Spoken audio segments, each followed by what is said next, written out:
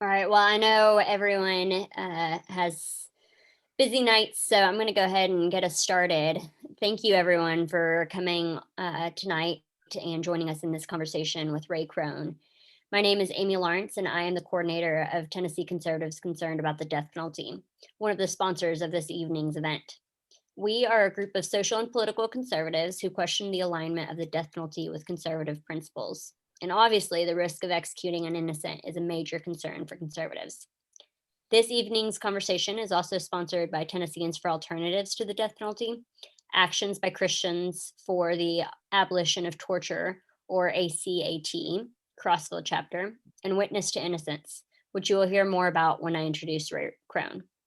You can find links to Tennessee Conservatives Concerned, TADP, WTI, and ACAT in the chat. And we hope that you will visit their sites and learn how to get involved. I also want to thank Karen Charbonnet and Terry Kelly, members of ACAT, who worked hard to make this event possible. As you are aware, this conversation is set up in the Zoom webinar format, which means that you cannot verbally ask questions. However, we hope that you will ask questions in the chat feature or in the Q&A feature, and we will try to get to as many questions at the end as we can. I will now briefly introduce you to our panelists before each of them shares more about their stories and their work. Reverend Stacy Rector is the director of Tennesseans for Alternatives to the Death Penalty, an organization whose mission is to honor life by abolishing the death penalty. TADP is a statewide organization that works to achieve its mission through education, organizing, and advocacy. Reverend Rector has led TADP since 2006 and has worked on death penalty repeal for the past 25 years. She will give us an overview of the death penalty system and the problems with the current policy. And of course, I'm so pleased to introduce to you Ray Krone. Ray Krone co-founded Witness to Innocence with Sister Helen Pragine in 2003. Witness to Innocence is an organization of, by, and for death row exonerees. Its mission is to empower death row survivors to be the most powerful and effective voice in the fight against the death penalty in our country. Before his exoneration in 2002, Ray spent more than 10 years in Arizona prisons, including nearly 3 on death row, for a murder that he did not commit. In 2002, with the help of his attorney, Alan Simpson, he convinced an appeals court that DNA found at the murder scene indicated the guilt of another man, Kenneth Phillips. When prosecutors dropped the charges that April, Ray became the 100th person exonerated from death row since the reinstatement of capital punishment in the United States in 1976. Ray now lives in Tennessee and frequently shares his story of wrongful conviction to educate citizens about the failures of the death penalty system. Thanks again to all of you for being here, and we hope that you enjoyed tonight. I'm going to turn it over to me. Stacy. Yep. All right. Great. Thanks so much, Amy, and thanks to everyone who's joining us this evening. I want to tell you a little bit about why we at Tennesseans for Alternatives to the Death Penalty believe that our death penalty system is a failed policy and needs to be repealed.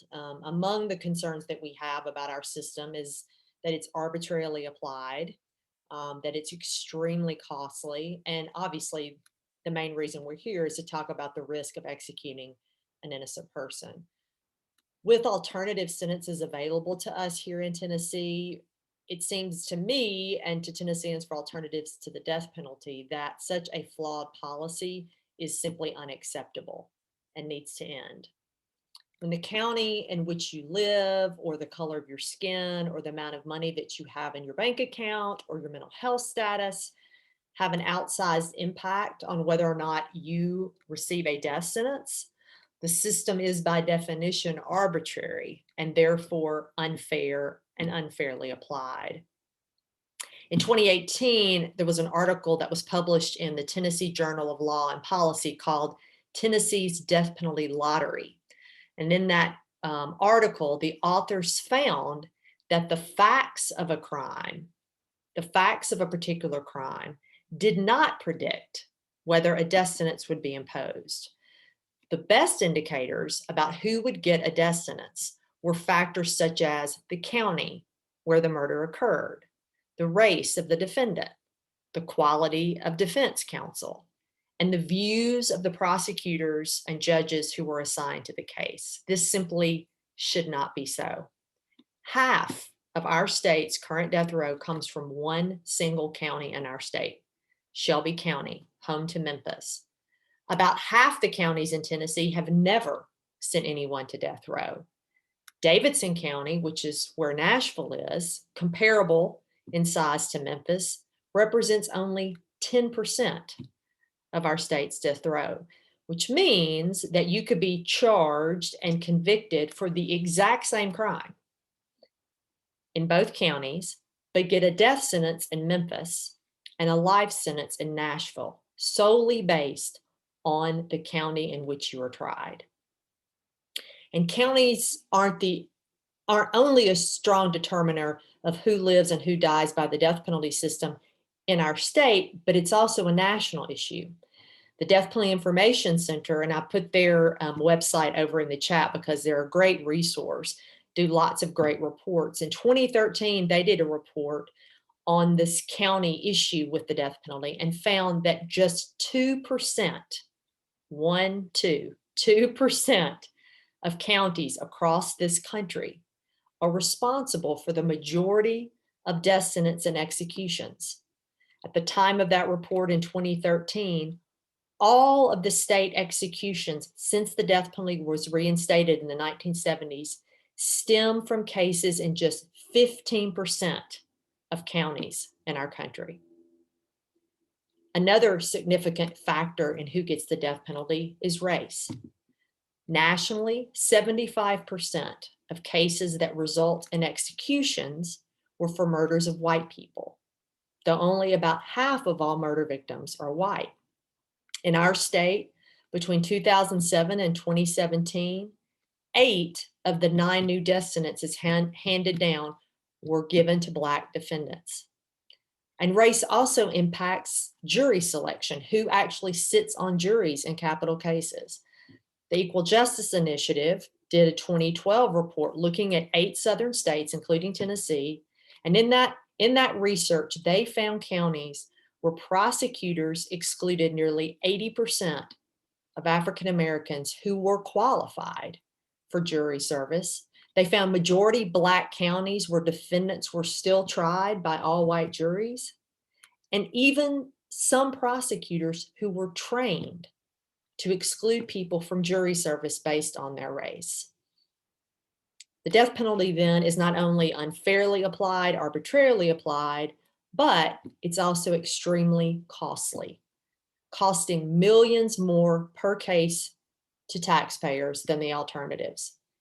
According to a New Jersey study, between 1983 and 2005, New Jersey taxpayers spent $253 million more dollars on their death penalty system than they would have spent on a system with life without parole as the maximum punishment. During that time period, New Jersey had 10 people on death row and spent $253 million more dollars to have a death penalty system. Tennessee had roughly 100 people on death row during that time, 10 times more. I'm not a great mathematician, but if you do the math there, that's a whole lot of money. Comprehensive cost studies have been done in states like Maryland and North Carolina and Kansas and in other states, and over and over and over they show the death penalty system costs millions more to pursue over time than the alternatives like life without parole. These are dollars that we are not spending in our state on support for surviving family members of murder victims and for victims of violent crime. These are dollars we're not spending on trauma-informed care, particularly for children and communities that have disproportionate amounts of violence, for mental and behavioral health services, and to solve the thousands of homicides in our country that have gone unsolved for decades. So there are financial costs, extraordinary financial costs to the death penalty, but then obviously they're the human cost, and not just to the person who is executed. There is a traumatic toll this system takes on far too many people, the families of murder victims and the families of those on death row who are trapped in a decades-long process without legal finality. The correctional staff who are asked to carry out these executions as part of their employment, we're hearing more and more from commissioners, from wardens, from correctional officers about the impact this has on their mental and their physical health. Jurors who may discover years later that they didn't have all the facts, or that there's sentences available today that weren't available to them at the time they served on these juries. And then, of course, there is the issue of accuracy, the real risk of executing an innocent person. And we're going to hear a bit more about that from Ray in just a minute. To date, 185 people have been wrongfully convicted, sentenced to death, and then exonerated in our country since 1973. And what that means is for every 8 executions that have been carried out in this country, we've let someone go because we were wrong. And those were only the people we figured it out in time. 3 of whom were from right here in Tennessee, including Paul House, who I think may be on this webinar, along with his mother, Joyce. That 185 number does not include people who were likely innocent but executed anyway, or those who ultimately were forced to take plea deals to get off death row, like Ndume Olatushani, also from Tennessee.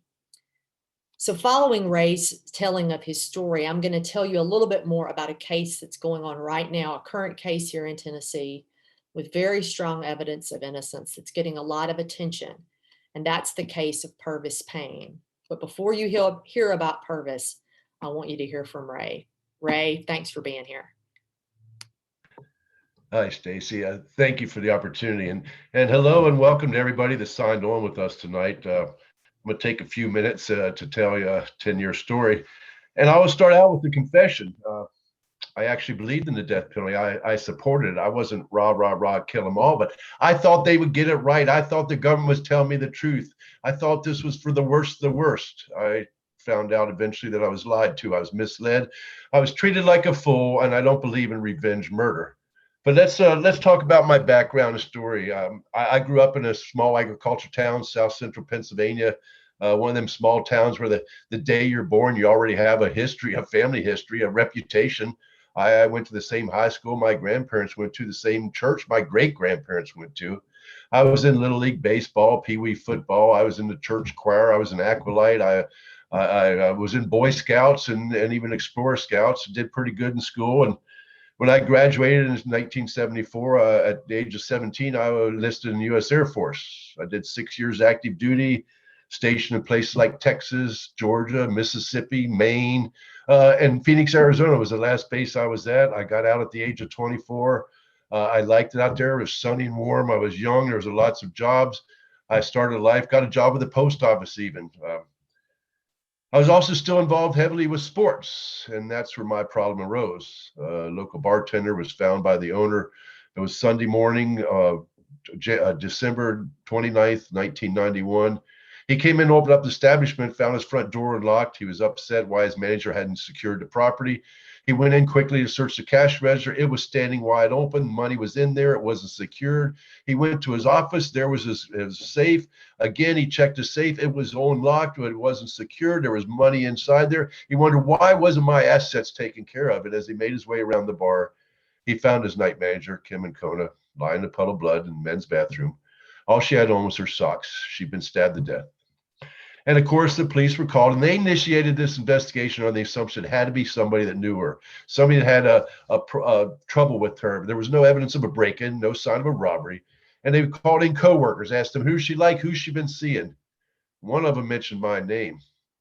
Now, I lived about a mile away. It was a Sunday morning, and I had left my dog out. And next thing, my dog was barking. I always paid attention. I looked out the window, and there was a car with 2 men in suits that just pulled up in front of my neighbor's house. We're stepping out of that car. I stepped out to leave my dog in, and by that time, these 2 men were walking up my driveway. I said, excuse me, can I help you? And the one man said, are you Ray Krone? I said, yes, I am. What can I do for you? He said, do you know Kim Ancona?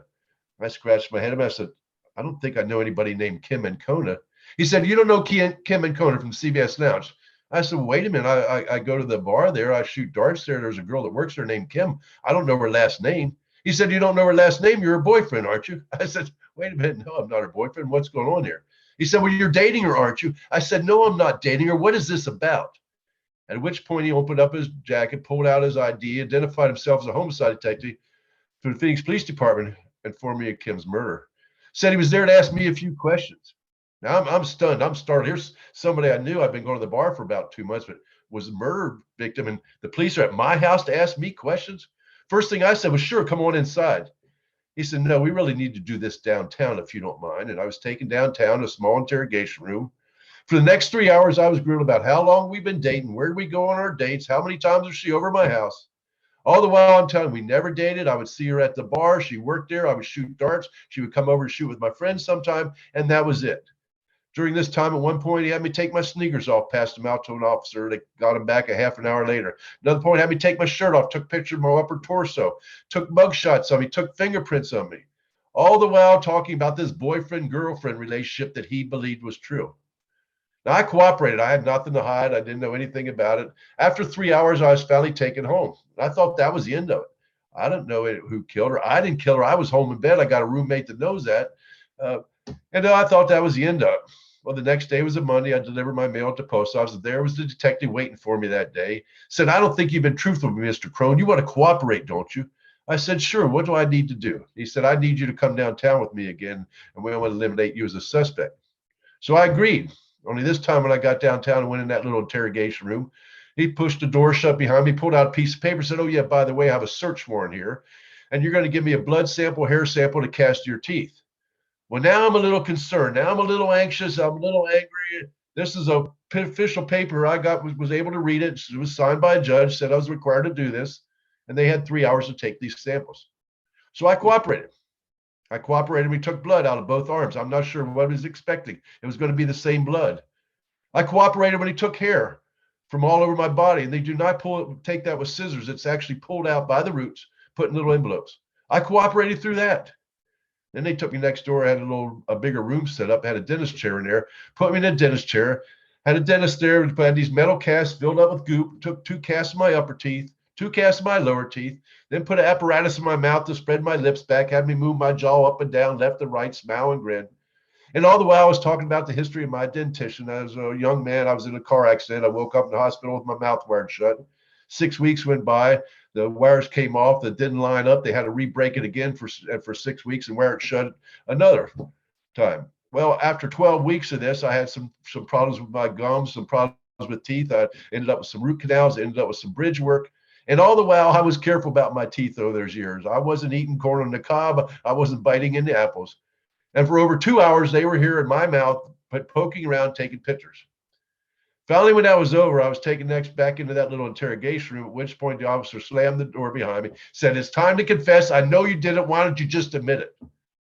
Well, by now I'm angry. I'm upset. I'm ready to fight. I looked at him. I told him what I thought of him, what I thought of the police department, the investigation. Why are you talking to me? Go find the person that did this. And by the way, your 3 hours were up. I was hot. He looked at me, he looked at his watch, he looked back up. He said, look, Mr. Krohn, I'm not going to argue with you. There's other ways to handle this. And he took me home, 15-minute ride, never said another word to me.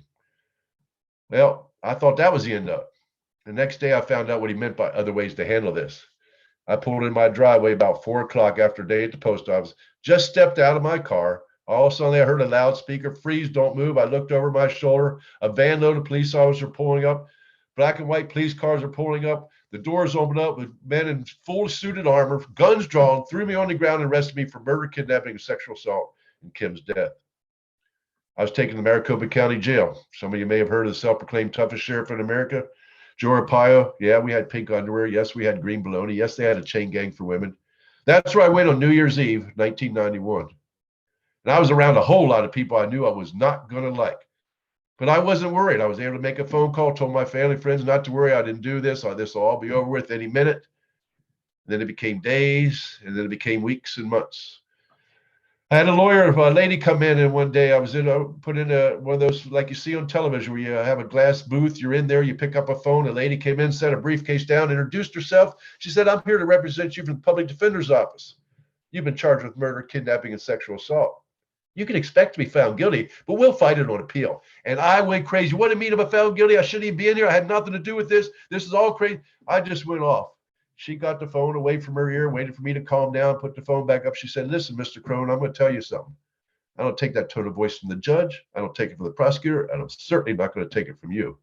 Hung up the phone, picked up her briefcase and left. Never seen her again. In fact, a couple weeks later, I got a notice in the mail, certified letter saying that public defender's office was being removed from my case. They cited a conflict of interest. They said the next most likely suspect was the victim's ex-husband.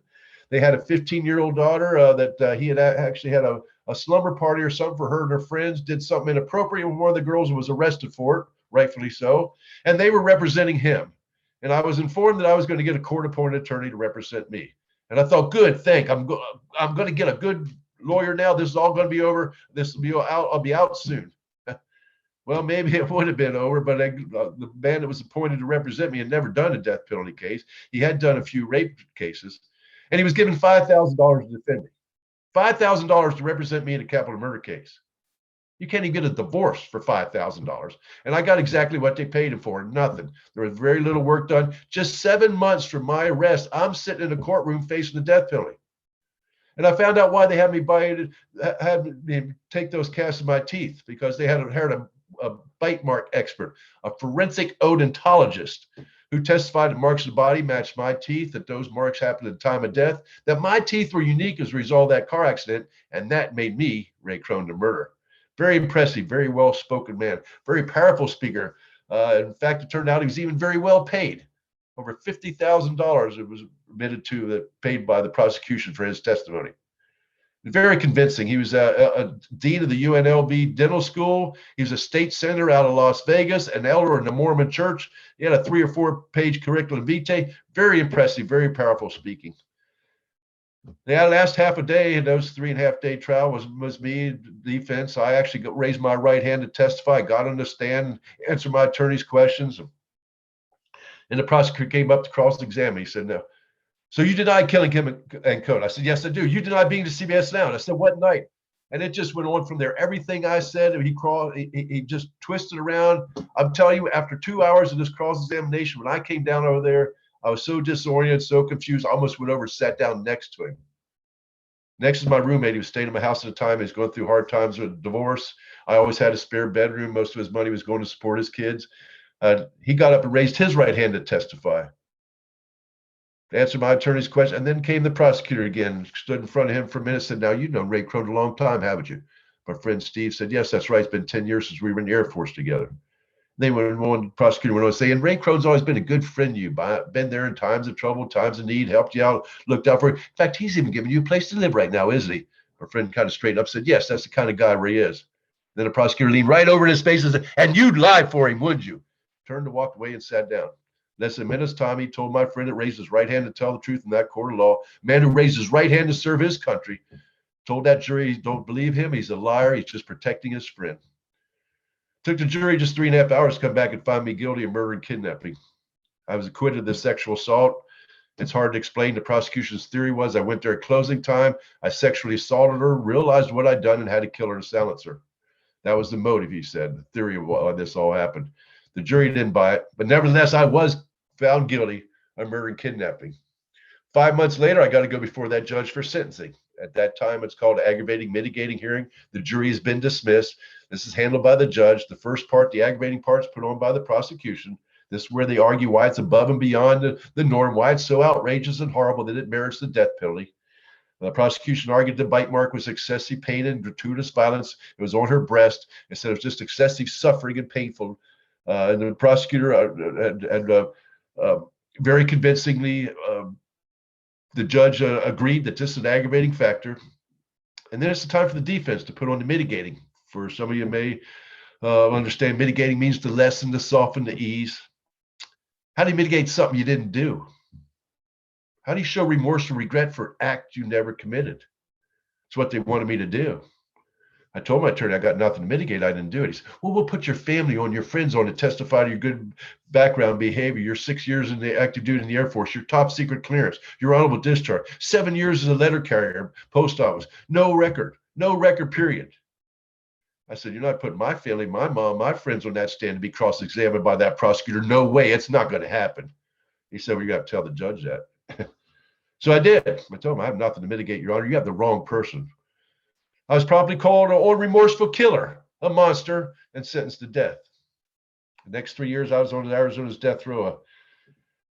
Concrete cinder block walls on 3 sides, steel bars in the front. I had a cement slab for a bed, and I got about 1.5 inch pad that was on that bed. I was given 1 army blanket, 1 sheet, 1 towel. I wrapped my shoes in that towel. That was my pillow. I got out of that cell 3 times a week, Monday, Wednesday, Friday, to go out to the rec yard. Was actually handcuffed at the waist, shackled at the ankles. 2 officers would escort me out. I never had no contact with other individuals. You could see them, but you could never have any physical contact. You could never be alone outside without 2 officers being shackled and handcuffed. Out in the field we would go, out in the desert there, 10-foot square cement slab with 10-foot high hurricane fencing all around, including the top, to put out there for 2 hours, to feel the sun on your skin, to maybe see an airplane fly over, maybe a car horn honk, a motorcycle engine, a lawnmower, a dog bark, anything to remind me of that world I've been taken away from. And I beat myself up at first. Why me, Lord? What I do to deserve this? And my mom had sent me the Bible. I found strength in the stories like Job and the story of Jonah, and passages, out of the darkness shall come the light. Rejoice in trials and tribulations, over you shall find favor in the sight of the Lord. And I realized if I'm going to fight this system, I better know the system. Started studying the law books. Finally, after almost 3 years, my case had come before the Arizona Supreme Court. And I have to say, God bless my worthless attorney, because he actually did something right. The day before my trial was to start, the prosecution introduced a videotape made by their bite mark expert. My attorney had never seen it before. He objected, said, Your Honor, you can't allow this in at the last moment. Judge says, denied. You have over the weekend to review it. And then in a burst of brilliance, probably never again recreated in my attorney's career, he actually asked for a 30-day continuance. Said, Your Honor, if I'd never seen this before, I'm going to need time to prepare for this evidence.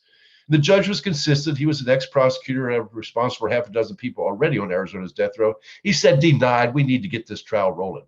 Just 7 months from my arrest, 7 months from Kim's death, he needs to get this trial rolling. Well, the Arizona Supreme Court recognized for what it was a violation of the rules of discovery. They said the judge was wrong. They said my attorney was well within his rights for a 30-day continuance. But just because there's a mistake, an error, and omission does not mean you get a new trial or walk free. In Arizona, there's a second part to it called harmless error evaluation. This is where they review this mistake, this error, and determine whether or not it would affect the verdict. Would the jury have even cared? And Arizona State Supreme Court's actual words were, without this videotape, there wasn't even a jury submissible case against Mr. Krohn. They recognized it was all about a bite mark, and they ordered a new trial. Well, by now, 6 people have been executed in Arizona. My family knew that this was serious, that they could and would kill me. And they took it serious enough to where they mortgaged their house, cashed in their retirement funds, and we hired an attorney out of California. We didn't want anything to do with those in Maricopa County, Arizona. Now, we couldn't come near the hundreds of thousands of dollars it costs to defend yourself in a capital murder case, but this man was familiar with the case. He was very strong in forensic evidence and knew that bite marks was very questionable evidence. He said, just let me take the case, just pay the expenses. And that trial started in February 1996. In comparison, it lasted over 7 weeks. Over 500 exhibits were introduced by the defense. Well, by both sides, actually. We had 3 bite mark experts testify for the defense. And imagine a wonderful day sitting in that courtroom. My family, my mom and stepdad had come out and was staying in a friend's RV in the backyard for those 6 and 7 weeks. We had the local newspaper was there each day. Friends would get off of work to come in for testimony on certain days. But imagine that day we found out that the saliva from the bite mark that I was supposed to make, DNA testing proved that it was not my DNA on that saliva. Wonderful news, wonderful. But I still didn't realize, I still didn't understand how personal, how important a death sentence is for a prosecutor. It's how they make their career, how they climb the ladder, how they become above and better than others, how they get elected to further positions. You win a death penalty case at all costs. And I'll tell you how far this man was willing to go. This is 1996. He told that jury to disregard that DNA, ignore that DNA. It's not relevant. She's a waitress. It's easy to explain. She was just handling somebody's glasses or bottles, and it was transferred there by accident. He said, we know who committed this horrible murder. He's sitting right here in this courtroom. And you as a juror's responsible to see that justice is done for Kim and her family. Don't let that defense mislead you. That DNA is not important. It's the bite mark evidence that you need to be concerned about. Well, this time it took the jury over 3 days. Came back and found me guilty again.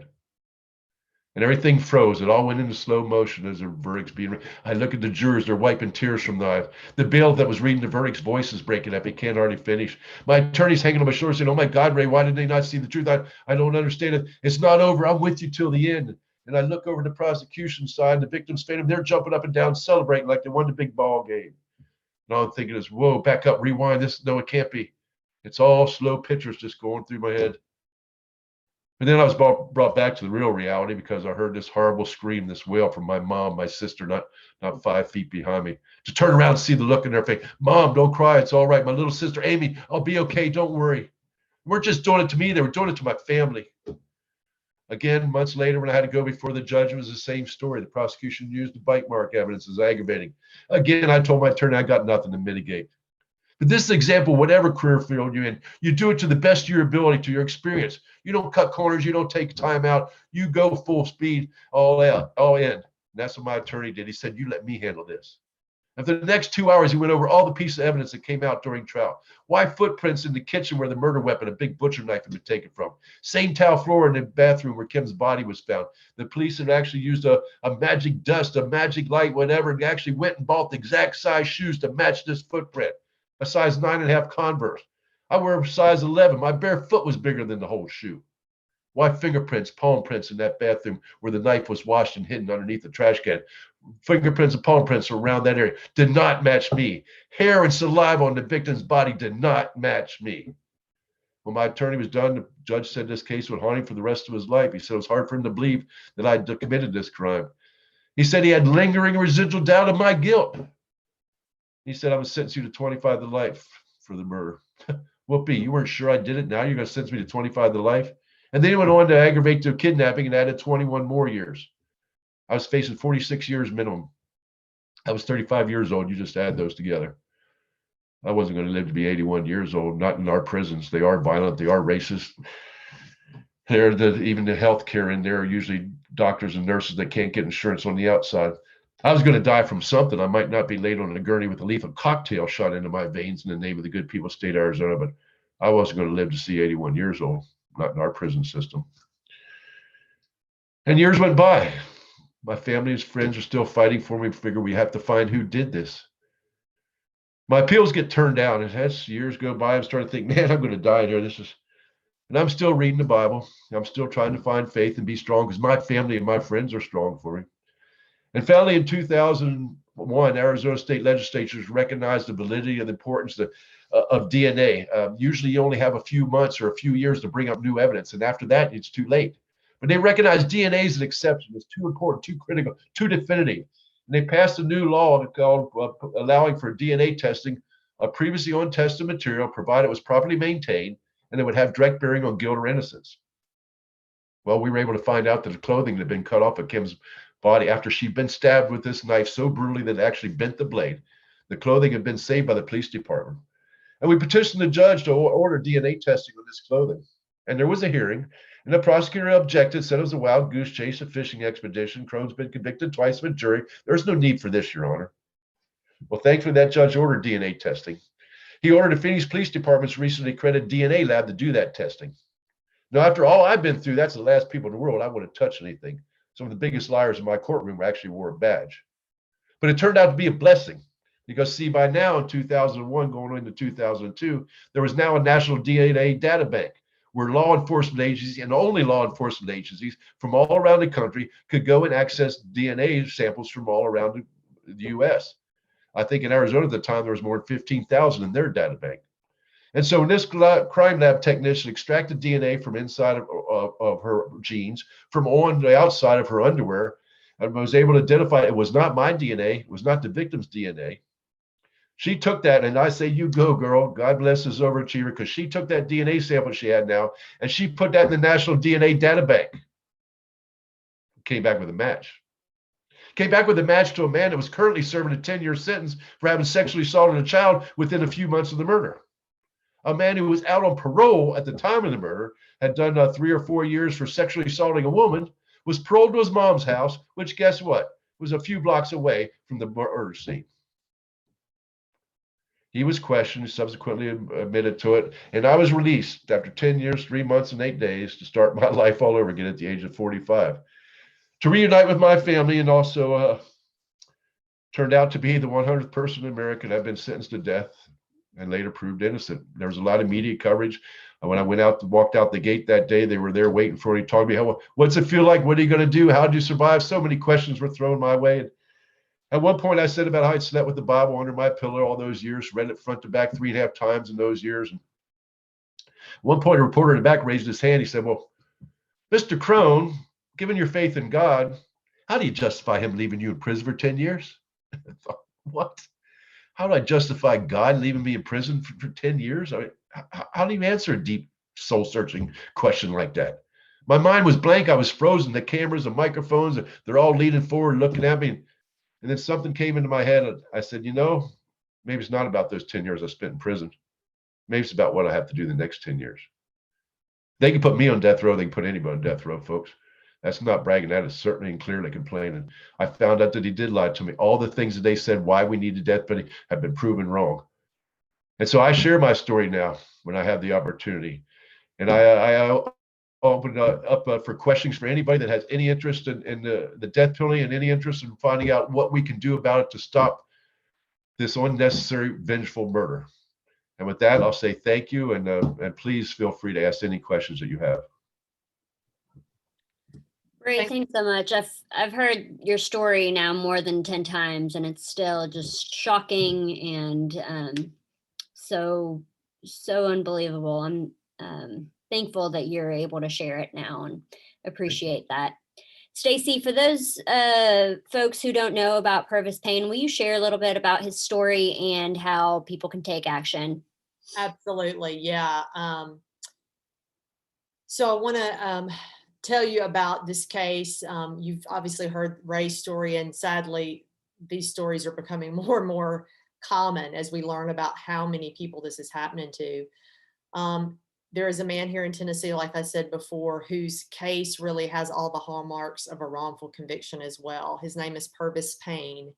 Purvis was scheduled to be executed just last year in December, but was given a reprieve by Governor Lee through April 9th of this year because of COVID. Obviously, that reprieve has now expired, and the Tennessee Supreme Court could set a new execution date for Purvis at any time. Mr. Payne is a Black man who is living with an intellectual disability, and he has been on our death row for nearly 34 years. Despite the fact that the U.S. Supreme Court and the Tennessee Supreme Court have determined that the execution of someone with intellectual disability is unconstitutional. But because of procedural issues in our law, Purvis has been unable to have the court fully consider his intellectual disability for all these years. I'm very grateful to say that after lots of hard work by lots of people over the past few months, our Tennessee General Assembly did pass legislation that will update Tennessee law, will update our definition of intellectual disability in the criminal code, and it will provide a path for people like Purvis who are in his legal posture. It will provide a way for them to get back into court. And his attorneys have already requested a hearing on this intellectual disability issue. But beyond the intellectual disability that Purvis lives with, there is very strong evidence that Purvis Payne is innocent. He got new attorneys a couple of years ago, both local federal attorneys and the Innocence Project, who I'm sure many of you are familiar with, that get involved with cases that have biological evidence like Ray's. They got involved. They asked for the Shelby County District Attorney's Office. This case was tried in Memphis and Shelby County, or Millington actually, Millington, Tennessee, which is also in Shelby County. They asked that the district attorney test crime scene evidence that had never been tested for DNA. The Shelby County District Attorney's Office refused to do the testing. They went to court in July of last year, argued for the testing, and asked for specific items of evidence. At that time, the Shelby County District Attorney's Office said it had all that evidence in its possession, but argued it should not have to do the testing. A few months later, The judge rendered her decision and said, in fact, yes, the testing needed to happen, and ordered the testing. The DA's office then said that key pieces of evidence were now missing, including the fingernail scrapings from under the victim's fingernails, which obviously would have the DNA of whoever attacked her. That was now gone. That evidence could have validated Purvis's unwavering claims of innocence. There was evidence that was remaining and that was sent off to be tested. And like in Ray's case, it revealed an unknown male's DNA on the handle of the murder weapon. But because of how long this evidence has gone untested, Purvis's case is over 30 years old, the DNA was too degraded to run through the database, as happened with Ray's case. And unfortunately, the judge said it wasn't enough. Purvis's story has not changed for 34 years, that he was waiting for his girlfriend to return to her apartment, again in Millington, Tennessee, in June of 1987, that he heard sounds of crying and distress coming from her neighbor's apartment. Thinking someone was in real need of assistance, Purvis went, said, "I'm coming in," pushed the door open, and discovered his girlfriend's neighbor, Sharice Christopher, and her very small children, Lacey, Joe, and Nicholas, who had been brutally attacked, stabbed over and over. Miss Christopher and Lacey Joe died as a result of their wounds, while Nicholas survived. Despite the panic he was feeling, he tried to help. Purvis pulled the knife out by the hilt of Miss Christopher's neck. She was still alive at the time. He tried to call 911, but could not remember that number and ended up dialing 411, the number for information. He was getting more and more panicked when he heard police sirens, and he had the sinking feeling, if they find me here, they'll think I did it. And so he ran. And his fear became reality. He was arrested later that day, and just 6 months later, convicted of murder and sentenced to death. Purvis Payne had no motive to commit this crime. He was raised in a very loving Christian home. His father was a local pastor, still pastoring to this day. Purvis has been described by everyone who knows him as kind, respectful. In 34 years on death row, he's never had a write-up. But in the absence of a clear motive, the prosecutor argued that Purvis Payne was a hypersexual drug user who was taking drugs, looking at a Playboy magazine, and decided he wanted to have sex with this white woman, that they argued, and he killed her and her children when she rejected him. The problem for the prosecution is there's no evidence that Purvis Payne had used drugs that day or had ever used drugs. He had no criminal history at all, no arrest. The day of his arrest, his mom and dad went to the police station and begged them to give him a drug test. Then and there, they refused to do so. And so Purvis Payne has spent the last 3 decades sitting on Tennessee's death row. You've heard this evening a lot about our system and how broken it is. And it is indeed very, very broken. But I also want to say that there is hope. There is hope for change because of folks like you who are willing to hear these hard stories, learn more, get educated, and then do something. And now we're seeing public support over the last year plummet for the death penalty, 40-year lows. Tennessee has only delivered 2 new death sentences since 2013, showing how Tennesseans are moving away from the practice. Virginia, a historically very active death penalty state, recently ended its death penalty, bringing the number of states who have either ended it in law or in practice to 34. And other states are moving repeal bills in their legislatures. These are all very good signs that the trends are going in the right direction. But as you've heard this evening from Ray and more about Purvis's case, there is much we need to do.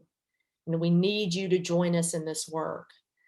Amy's going to share a slide with some actions that you can take.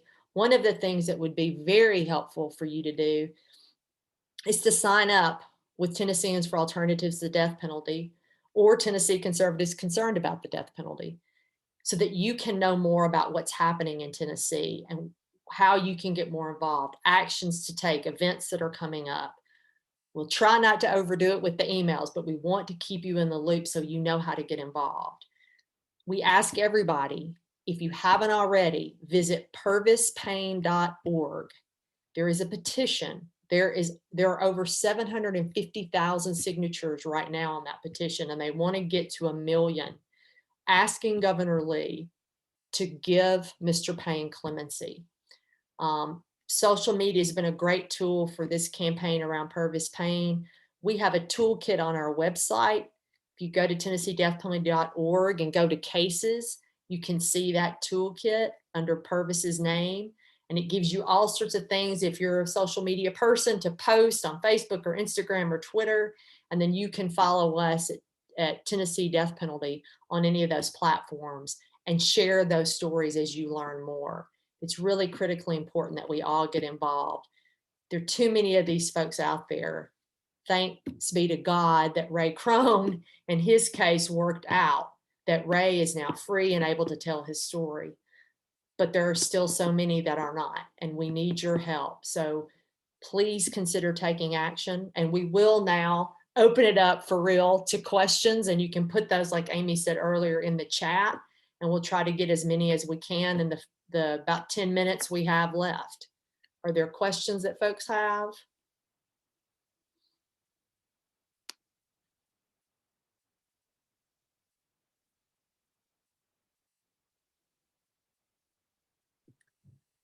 Let me get us started here.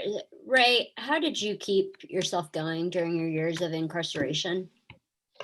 Yeah, that's it's not something I could write a book at and actually reflect back on. There's a couple of things. One, I knew I was innocent. God knew I was innocent, and thankfully, I only had to tell my family and friends one time that I didn't do this, that I was innocent, and they supported me, believed me, even through the worst of times. And so I did find strength in the Bible. I read it each evening, a little bit of passages, and I think there's two things. One, I played sports as a kid, so you didn't want to let your team down. You might not win the big game, might not hit the home run or score the touchdown, but you wanted to make sure you didn't fumble the ball or drop the ball or strike out. And so because of that, I wanted to make sure that I stayed strong for my family, friends that supported me. And also I found out that I'd come to believe that I'm not the only person this happened to. I think all of us would feel horrible if we're the only one that had a traumatic experience in life. It happens to us. It's part of life. And I believe that there were other people that were innocent in there just like me. And that meant I wasn't the only one this happened to. And that meant that I can be strong enough to get through this. It's never easy. There's a lot of times when you have reason to give up hope.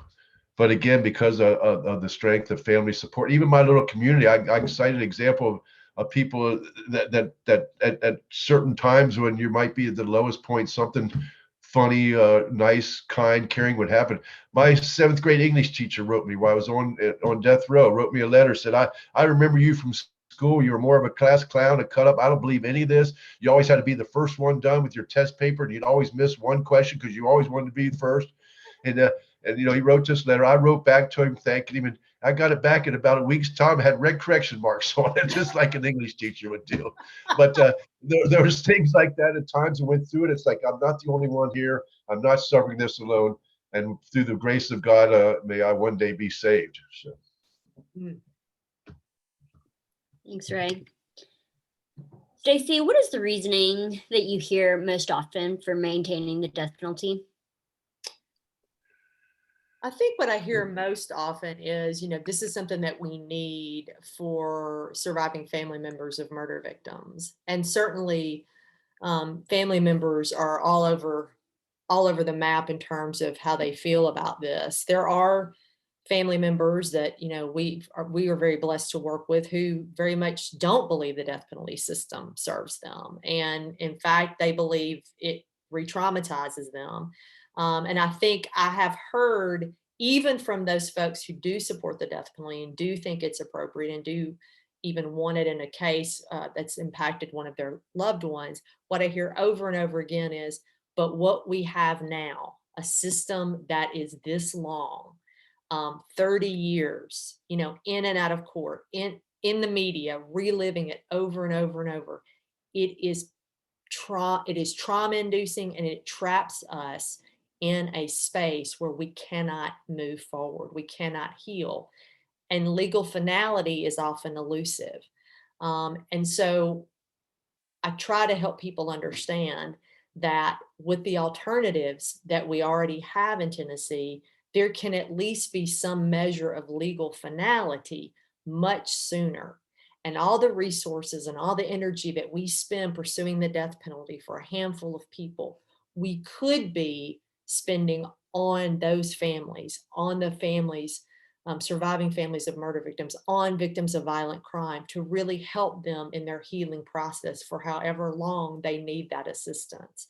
And I also think another thing that I don't think people think about is the fact that very few people who commit homicide end up getting the death penalty. So 99% of people whose loved ones are murdered, the death penalty is not on the table in those cases. So that gets us back to this question that we started with. When we sentence someone to death, what are the reasons that this particular person ended up on death row?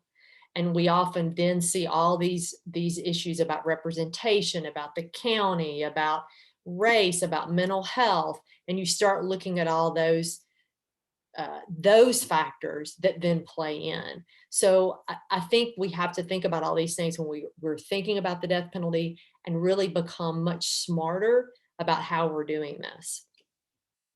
If I can, Amy, I'd like to add a personal experience with me, because I was before a judge the day I was to be released. That the judge ordered a new trial, at which point the prosecution stepped forward and said they were dropping charges with prejudice, meaning I was free to go. They could never charge me again. The judge said, "Good luck, Mr. Krohn." At which time, of course, my friends and family were there, was all excited and celebrating. But Kim's mom was also there, a frail woman, even back at her first trial 10 years earlier. And she was there, and she walked over to me with a limp in her cane and with tears in her eyes, cried, and said, "Mr. Krohn, I'm so sorry for what happened to you. I know what it's like to lose a loved one. I lost my daughter. Your mom lost you for 10 years. She said, please forgive me. I just believed what they told me." There was this poor woman apologizing to me for something she didn't do. The system had failed her. And now she was looking at probably another trial, a third trial, of having to see the horrible, brutal pictures of her daughter, lifeless body, and hear the testimony again. But her word strikes, "I just believed what they told me." Sad. Yeah, Ray, what happened to the people involved in your miscarriage of justice? Kenneth Phillips was a man who was actually committed the murder. He did admit to it. He was an American Indian. He had a history of drug and alcohol abuse. He had blackouts and pass outs and no problem. He confessed to crime. He took a plea bargain. He's serving, I believe, 25 to life for the murder, and I think another 21 for sexual assault. He will never be released. He's, to this day, as far as I know, he's still in Arizona Department of Corrections, and I'm absolutely fine with that. It's a horrible thing. He was actually in prison at the time I was serving my death sentence. As far as I know, there are some of the judges died. The detectives have retired. I really don't pay much attention to them. What they done, that was in the past. It's like driving down the road. I want to see what's in my windshield. I don't care what's in my rearview mirror. That's behind me. They have to live the life that they deserve for what they had done to me and my family. But they're not going to continue to have any power or hold any power over me. What about your family? How has this impacted your family during the sentencing, while you were in prison, and then afterward?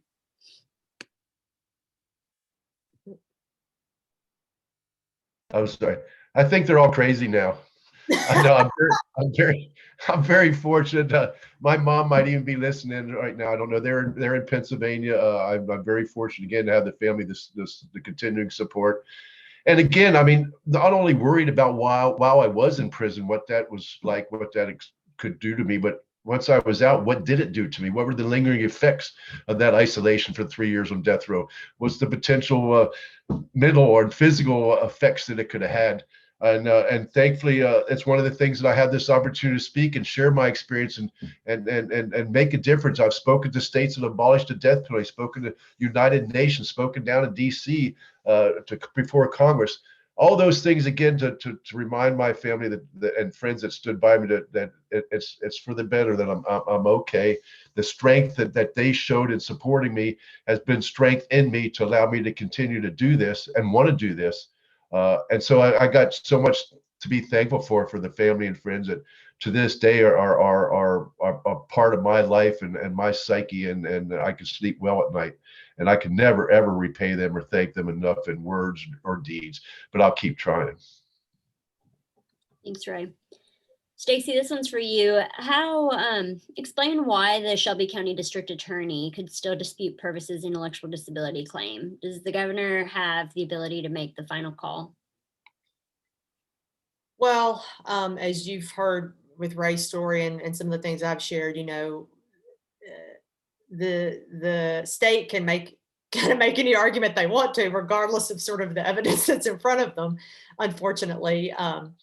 And I think, this evidence of Purvis's intellectual disability is not new evidence. It's been there for years and years and years. And the state has fought to keep it from being heard for years and years and years. And so I know that there has been, since the law passed, allowing Purvis to petition the court to hear his intellectual disability evidence. The district attorney has been urged to just go ahead and accept the fact that Mr. Payne does have an intellectual disability and allow his case to be removed from the capital realm to reduce his sentence. And she thus far has not seemed to be interested in that. And so if she continues with that posture? I know she's getting a lot of feedback from the community asking why would we go through the expense of another hearing and all of this when all of this is so clear to most of us. If she does in fact choose to go ahead and do that, then there will be a hearing that will put on all the evidence, and the court will have to make that decision. Governor Lee, yes, could do that himself. My hunch is he will let the court process play out. But Governor Lee also, given the overwhelming evidence that Purvis did not commit this crime, could give him clemency and so free him from death row. So we are, also still asking people to sign that purvispayne.org petition, to reach out to Governor Lee, to encourage him to provide clemency. So there's sort of a couple of things going on. And hopefully, as we move forward, we're going to see some progress in this case. Well, to wrap us up, and Ray, in the 10 times I've heard your story, I've never heard your answer to this one. How did you spend your first day as a free man? It's kind of interesting. It'll take a few minutes because it first started off with my second trial attorney, who was over in El Centro, California, only about 100 miles from where I was in Yuma, Arizona at the time in prison, came over to escort me off of the prison that day. And I got a gate fee check. It was a $50 check. I'm still in the complex there. And he said, well, what do you want to do? I said, I want to go cash this check. I want to get some real food, something to drink. And he said, I'll give you $100 for that check right now. I said, well, Chris, it's a $50 check. I'll give you $100 for it right now. I said, well, no, it's only $50. $100, right? Well, here, if you want it. I gave it to him. And well, then we stepped out. And of course, as I said, I had to meet with the press. But finally, we were done with that. And we went down. I had friends coming from Phoenix, which was almost 3.5 hours away, to pick me up to drive me back to Phoenix. But Chris had stopped at a convenience store there, and I was going to go in and get something to eat. And I used to get those little green beef burritos, and I went in there. It's like, now there's 100 different beef burritos. I swear, I didn't know what to pick. I got one, and then I went over to get iced tea, and now they got 6 different flavors of iced tea instead of just sweet and plain. I didn't know what to pick. But finally, I got decided on that. It was just too many decisions to make, and I went over to the microwave, and I just looked at this thing from outer space. I didn't know how to work it. When I went in, it had a dial. You just turned it to 2 and pushed the start button. And there was a little kid there. He probably couldn't have been more 10 or 12. Was getting some candy right up by the little area there. And then I asked him for help, and he looked at me all funny, got the burrito, put it in there quick, and hit a button and looked back at me and walked off. I couldn't repeat what he'd done. But anyhow, it was just one of those things. I realized I have to start learning a lot of things all new again and laugh about it. But I was finally taken back to Phoenix then, and that evening we went out to have Mexican food restaurant, and I ate it. We had no spice, we had no seasonings in prison, so my stomach didn't take it very well. We didn't even have red meat. Everything was basically turkey and chicken. But the worst thing I think of all, even after that of the meal, was like, I'm going to get a good night's sleep. And I laid down in that nice, soft, comfortable bed. I had to stay in a hotel room because actually I was out that day, but I wasn't free to go. I had to wait to go before a judge. So we had to stay in a hotel for a few weeks. But I laid down in that bed and I thought I was going to be seasick. I actually ended up pulling the comforter off and laid it on the floor on the carpet to sleep because I was not used to something that soft. So my first day and night was not too good sleeping and not too good eating, but it was still darn good to be free and be with my family and friends. Well, Ray and Stacy, thank you both. Ray, it's always, I don't know if I should say great, but it's always interesting hearing your story. And I really appreciate you doing these. Stacy, thanks so much for sharing. And for all the folks here, thank you for attending. We will try to have this as a link for you all to share, and Stacy will try to get that out. Yeah. Get involved, y'all. Yes. Thank you so much, everybody. We appreciate it. Bye now. Have a good Thanks so much. evening. Bye, everybody. Bye.